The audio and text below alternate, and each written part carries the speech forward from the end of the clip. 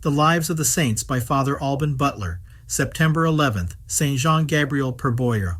Although Jean-Gabriel Perboyre was the first Christian missionary in China to achieve the glory of beatification in 1889, he was certainly not the first martyr in that country. In fact, since the beginning of the 17th century, when the missions were re-established in China, there were only relatively short periods in which Christians were free from danger. At the end of the 18th century, a fierce persecution broke out and continued sporadically until after the death of Father Perboyre in 1840, and very numerous were the Christians who gave their lives for the faith in those periods. Jean-Gabriel was born in 1802, and at the age of 15 heard a sermon that kindled his desire to go and preach to the heretics. He soon joined the Congregation of the Missions, Lazarists and Vincentians, and was ordained a priest in 1826. At first, his desire to bring the gospel to distant lands had to yield to the requirements of religious obedience.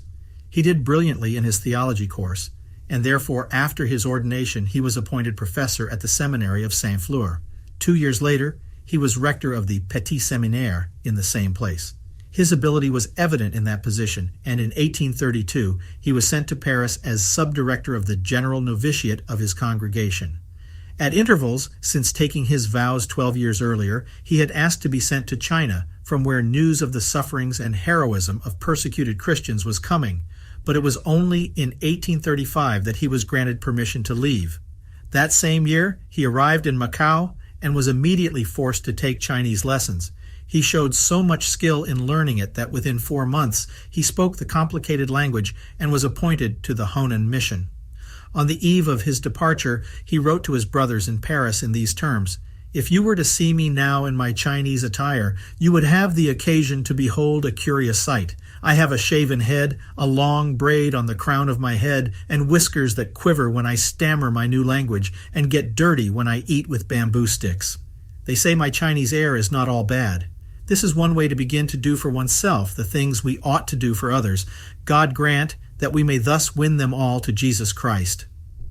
In China, the Lazarists had organized a system to rescue the abandoned children who have always abounded in that overpopulated country, to save them from death and then to educate them in the faith of Christ. Father Jean-Gabriel took an active part in that work and devoted most of his time to the instruction of those children whom he entertained with the telling of amusing stories to which the Chinese language gave a special flavor.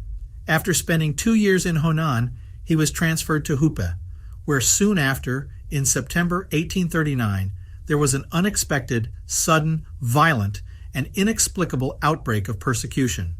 The missionaries hurried to hide, but a neophyte betrayed Father Perboyre. Terrible coincidence. He sold him for 30 coins, 30 taels, the equivalent of about $18, who was apprehended, chained, and brought before innumerable officials, each of whom questioned him and sent him to another, and so on. At last he came into the hands of the governor and the mandarins of Wuchangfu.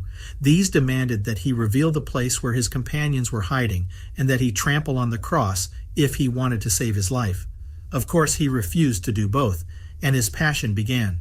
The sufferings Father Jean-Gabriel endured were unbelievable in the literal sense of the word. On 20 occasions, he was dragged before his judges, and on as many others they tried to force him with ferocious torments to denounce and to sacrilege. The tortures multiplied as the martyr refused.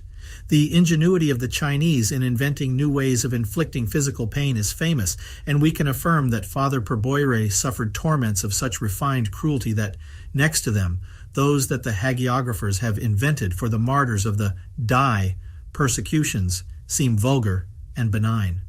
4 Chinese characters were marked on his face that read, "Teacher of a false religion."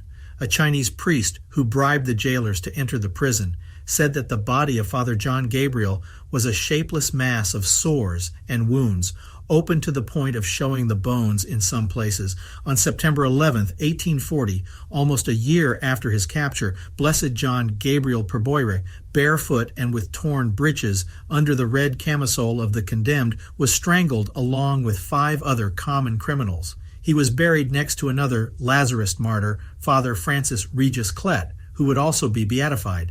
In China, the feast of Blessed Jean-Gabriel is celebrated on November 7th, the date closest to that of his beatification in 1889. The assassination of Jean-Gabriel Perboyre gave the British government the occasion to insist on the fulfillment of a clause of the Treaty of Nanking, signed in 1842, where it was agreed that the Chinese authorities should not be in charge of prosecuting and punishing a foreign missionary who was arrested, but should hand him over to the consul of the nation to which the accused belonged, in the city closest to the place of capture.